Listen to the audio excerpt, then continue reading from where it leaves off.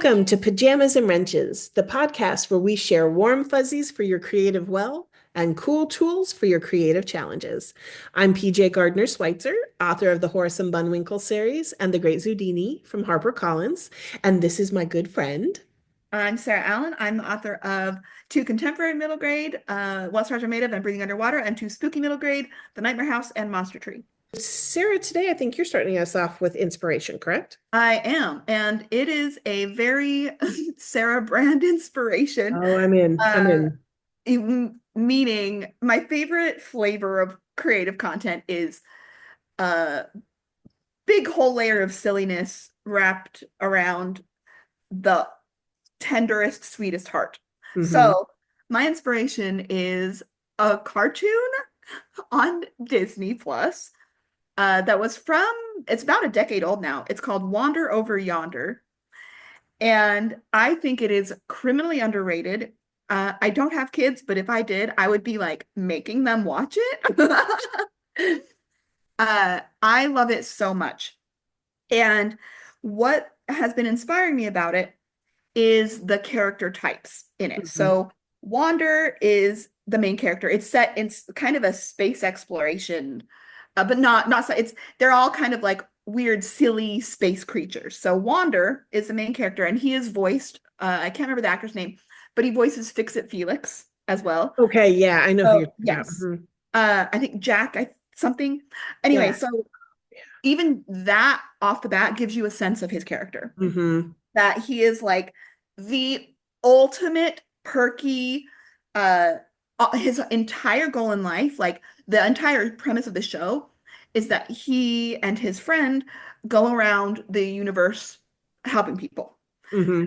And his friend, Sylvia, whose species is called a Zbornak, spelled exactly like Dorothy Zbornak from Golden Girls, who I am positive was the inspiration because she's got this low husky voice and she's kind of his like noble steed, but she's like an alien kind of horse thing. And she's a really good fighter and she's grumpy all the time. So it's very much my favorite Sunshine Grumpy. Uh-huh. Yeah. Sylvia is all kinds of soft for Wander, and she's there to help him, and she protects him from the monsters, and she's kind of that. So it's that kind of grumpy sunshine dynamic. And the bad guy, Mm-hmm. Lord Hater, and he just is just like this. Wants to be this awesome dude, and he wants to be the awesomest in the galaxy all the time and be awesome and wants everybody to love, like to think he's Yeah. awesome and he wants to be a rock star. And so, for example, in one episode, they go to this spaceship that has been abandoned and it's really creepy, but Wander is determined to go inside to see if anyone needs help. And this weird mouthy spider alien creature ate the entire crew. Oh no. But Oh Wander's no. reaction is Wander's like, oh, he just needs love. And he like wants to make it his pet, but that doesn't work. And so they give it to Lord Hater, and Lord Hater loves it, and they become like best buds. And like he's constantly doing nice things for Lord Hater, and Lord Hater's so annoyed by it. And because all the nice things that Wander's doing foil all of his plans to take over the galaxy. Yeah. Anyway, I love it so much because we talk a lot, maybe this is like a middle grade approach, but we talk a lot about the need for sort of unlikable characters or complicated characters and I totally agree with that. Like, yes.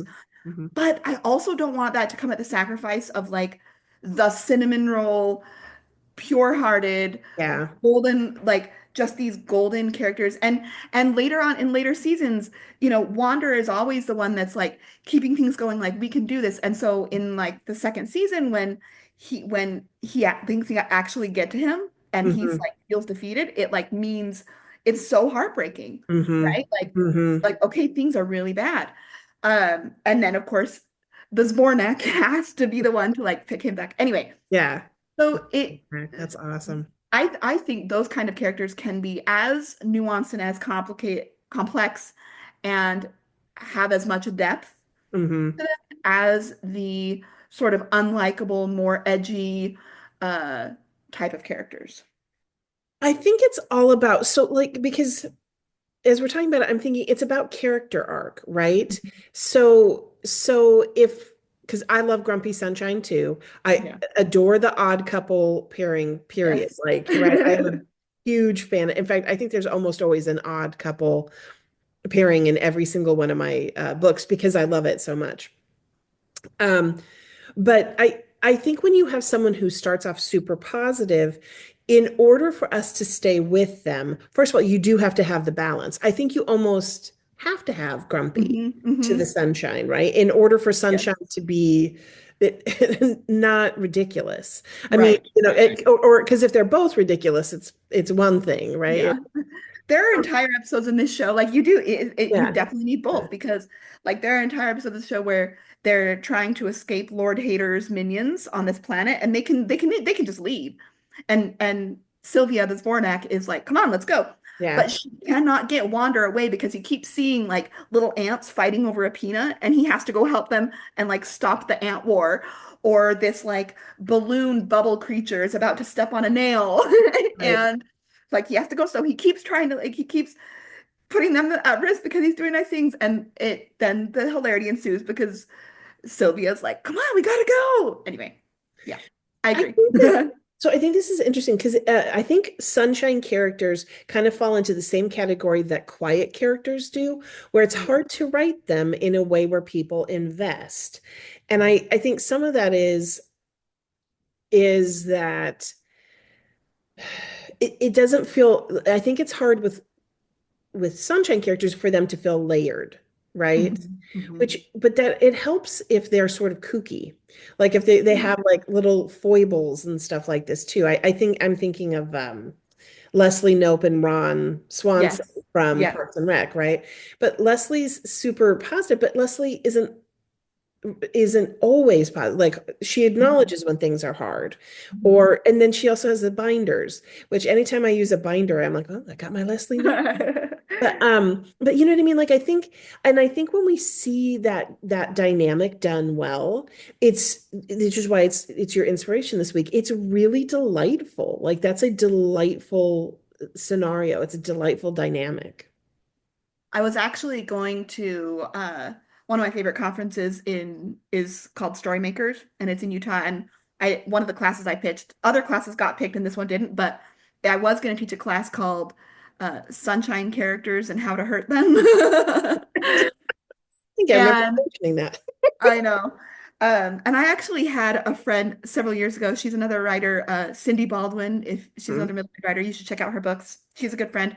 And she messaged me on Twitter once and she was like, Sarah, I'm starting a book with a character that's happy. How do I do that? And sometimes I think I'm like maybe sometimes you're like if that's not your type of character, maybe you shouldn't I like had the opposite problem. I was like, I'm writing a character that's not happy. I don't know how to do.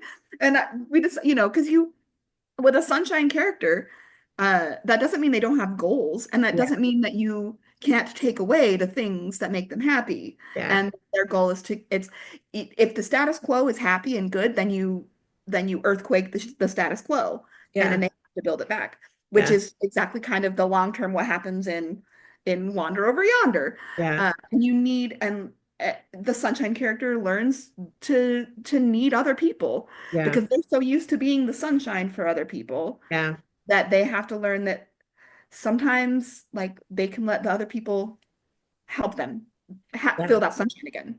Well, and I think so we were talking I was talking character arc, and I think what happens with a sunshine character is that they start sunshine, they have to experience the down, right? They have to have that dark night of the soul. But a sunshine character often returns to being sunshine, Mhm. but wiser in, Yeah. in maybe in even more meaningful ways, right? Having seen those hardships. And so I think it's a different character arc with a sunshine character. In order for us to keep investing, is I think seeing them have that moment of crisis, of disbelief, of hopelessness, and then rising again, right? And that's really ultimately why they're sunshine, is It's because why the they it's come why the back. moment of Samwise, I can't carry the ring, but I can carry you, just Do. like Yeah. breaks you down every time. Yeah. Yeah, very much. And Sam's I wouldn't call him sunshine exactly though. Like Sam's just very, but Sam's the hopeful character, and I think Yeah. Sunshine is usually the hopeful character, and I do think that's what the very fact that he brought the seasonings, right, Sam, and Yes. it right was that, to so that we would have a bit of home with us. That's such a Yeah. hopeful, you know what I mean, like thing to Yeah. do. I think that's also, but I can see why that's inspirational to you, right? You're right. But also it's funny, this Bornak, right? You know what I mean? All of this. And I just think that dynamic works better in comedy in general I and totally agree. romance. So I think you are right that it works best with comedy and Hmm. with quirk and weirdness, kind of giving it a little bit of spice, a little bit of flavor. And Hmm. I always think of Taika Waititi's movies that Yeah. are so ridiculous and silly. And then there's a moment in all of them where you're like broken down sobbing, you know? Yeah. But for the most part, it's silly and it's got that kind of dual thing of silly and heartfelt. Well, and as you were talking, I was thinking, Sunshine as the lead works in comedy, but not in drama. Ooh. Right. And so, right. So in comedy, you need the serious foil, right? Whereas in drama, Oh. you have the serious one, the grumpy, right? And the As sunshine is the lead. foil. And the sunshine's the foil, but they're the secondary character. So that the dynamic actually, because I was thinking, I'm like, is it? And I'm like, the dynamic works better with Sunshine as the lead in comedy, but with Grumpy in the lead, it works better as drama. So I was, so I mean, the dynamic works, period. But we love plucky comic relief, right? You know what I mean? So, Yeah. And maybe that's why I always, in the media I consume, like shows and stuff, I'm very much drawn to comedy over, mhm, like, I love all sorts of things, but when I'm just by myself, it's yeah.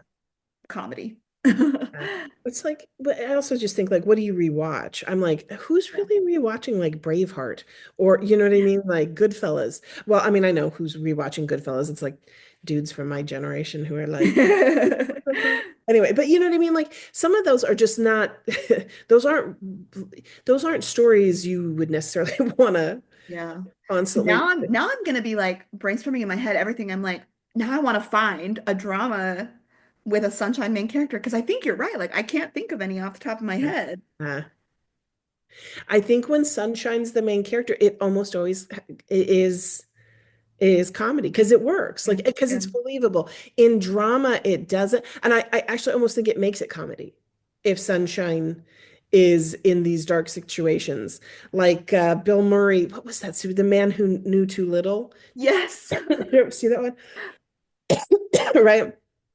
And so he's Sunshine, he's kind of like Clueless, right? He's just like just And lovable maybe it's goofy guy. about the maybe that's exactly what it's about is the perspective of the main character because Yeah, in a sunshine character's world, it is comedy. Things yeah, are usually pretty okay. And yeah, then in a grumpy character's, it's drama and things are yeah. kind of gritty and dark. Oh, wouldn't that be fun to write a story, like a he said, she said type story? And it's the same story, but from the Sunshine's perspective and from Grumpy's perspective, right? And so you're just, so you're like, and then at the end, it's just like some random person, and they were like, I don't know, the car just stopped. You know, right? Like in the sunshine, it was a perfect day. And the Grumpy's like, oh, it's the end of the world. I don't know. But I do think that could be really Nice. fun to write the same story from the different perspectives, and you're like and now we enter drama. It's the, although it'd And still be this comedy is 'cause helpful because I love writing sunshine characters. yeah. And I think thinking of it this way, Uh, like the need for comedy for it to work and the need for the grumpy foil mhm. as well. I think that's definitely going to be helpful in the Yeah, projects that I write. yeah. It's Inside Out. Joy, Yes. who goes on the journey together?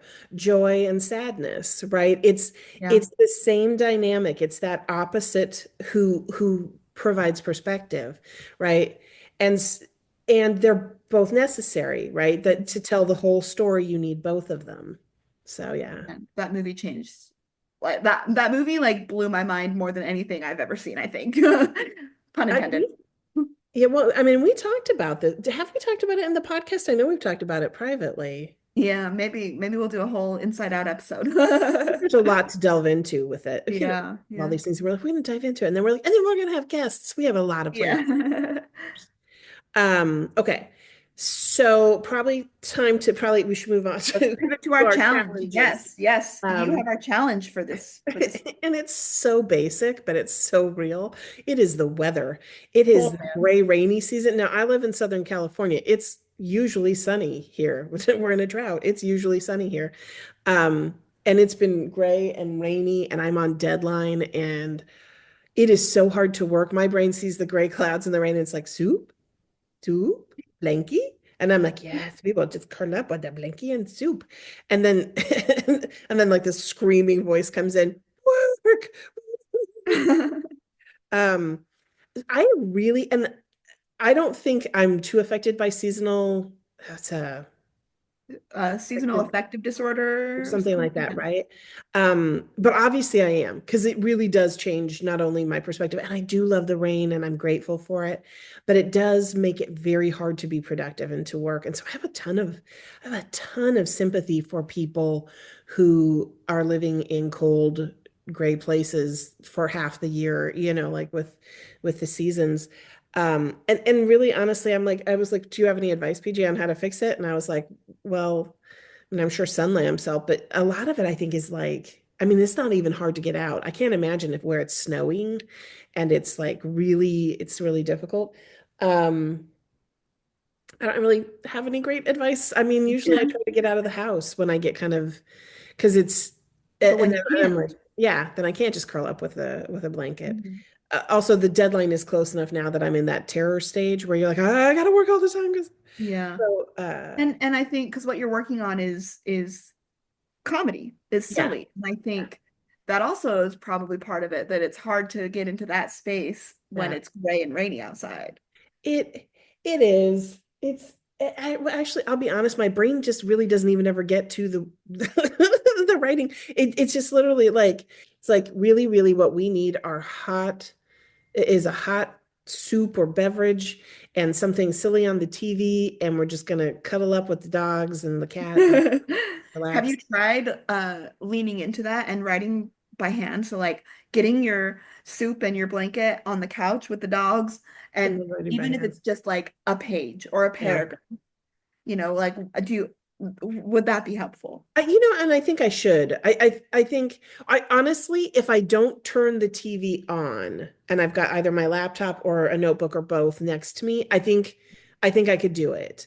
Um, I just I am also tired all the time because the other thing is that it triggers fatigue. But Have you seen on YouTube, if we're gonna like lean into this, mhm, they have all sorts of jazzy fireplace mhm, things that go for like 10 hours. mhm, And I've used that before when I need to motivate myself, even to like just I'm like, I'm not gonna turn on the TV until this time. mhm. So I'm gonna sit and read, but I still want something in the background, and it's like, the kind of elevator music, but like very backgroundy and like crackling fire.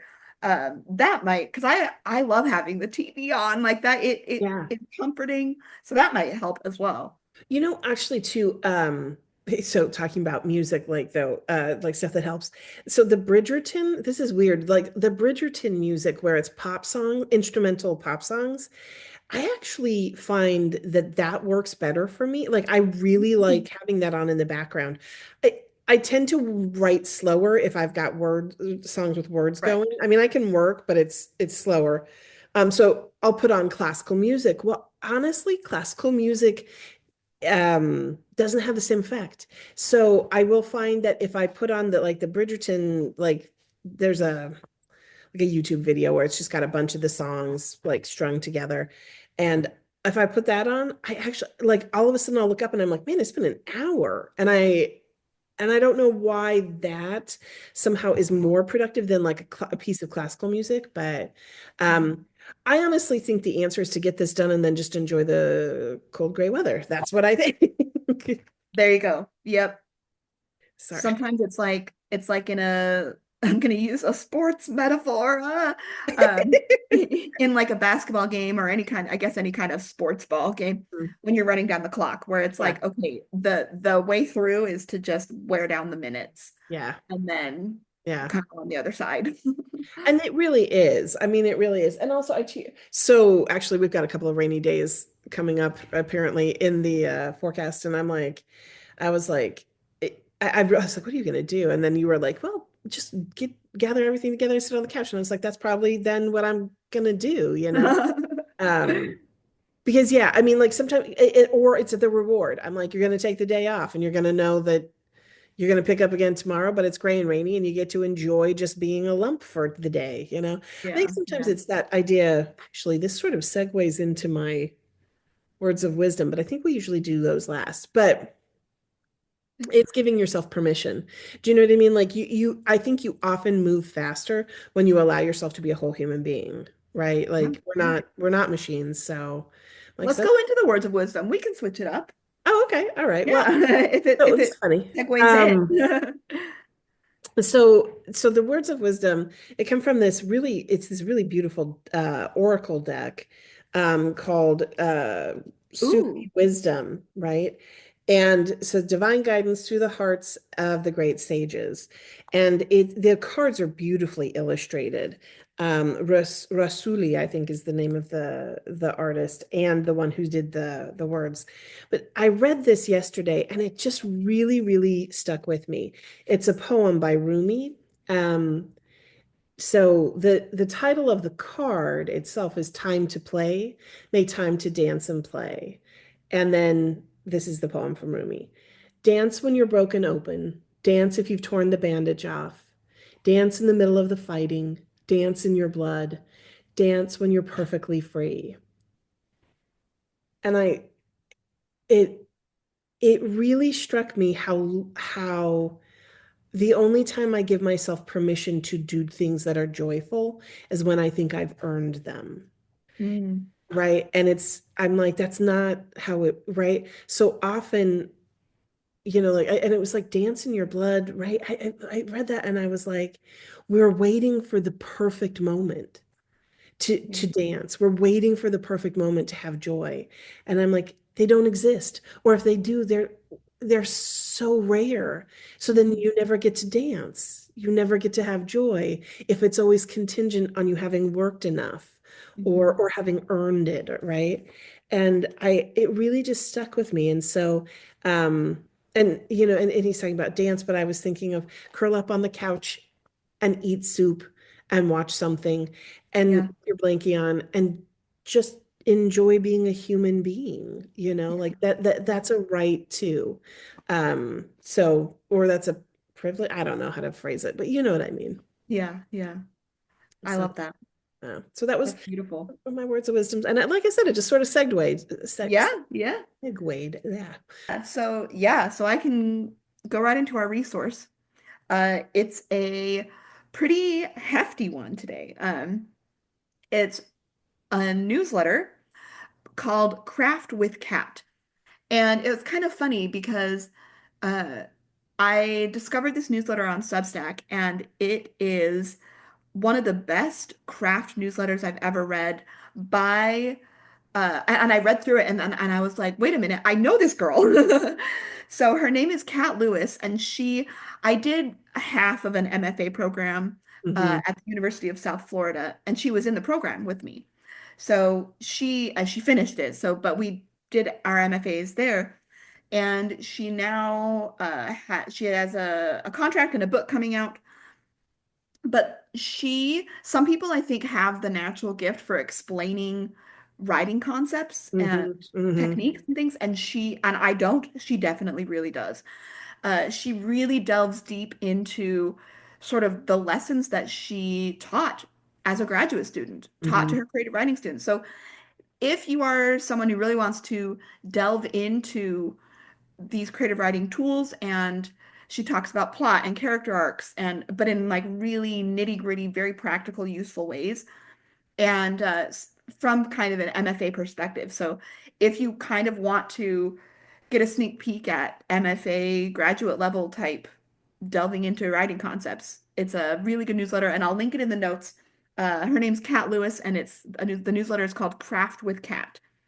Is it with a cat with a K or cat with a It is C? Kat with a K. Yep. Yeah. Yep. That's, I wrote it down because I'm like, oh, and then And so I wasn't sure. yeah. Some of it is behind a paywall, but she has enough really good stuff in her newsletter that's free as well. And And then I then, think she has like extra goodies for paid yeah, subscribers. yeah. And if you really like what she's offering, then It's worth it. you sign up to pay. Yeah, yeah, yeah, for the Hmm. paid stuff. Hmm.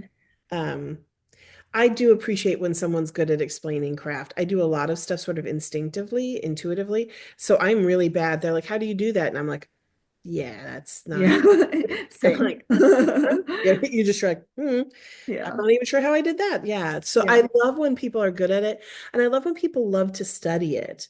Hmm. I'm definitely not a studier of craft in general. I Hmm. usually dip in if I need something. I'm like, oh, I have the Yeah. thought. Yeah. Okay. So I'm always really grateful though for people who are good at that. So that sounds like really good. I'm And gonna she bases her essays on on the lessons, like the pedagogy she was taught and does teach as a graduate in level creative writing instructor. So So I love it when have you seen the things online where they're like this is basically the equivalent of a creative writing MFA. And I'm mhm, like, yeah, mhm. I'm like, I actually think there are so many free resources that you really can do your own Yes. MFA. You're right, and you don't have to get into debt. That's Yeah, nice. yeah, exactly. Well, there we go. That's our words of wisdom and our resource for this week. And I think this is a good episode, even though it was kind of Yeah. hectic for us recording it. We're grateful you joined us. If you like what we're doing, if you like, please like, subscribe, follow, leave comments. We'd love to hear from you. And thank you for being with us. Happy writing.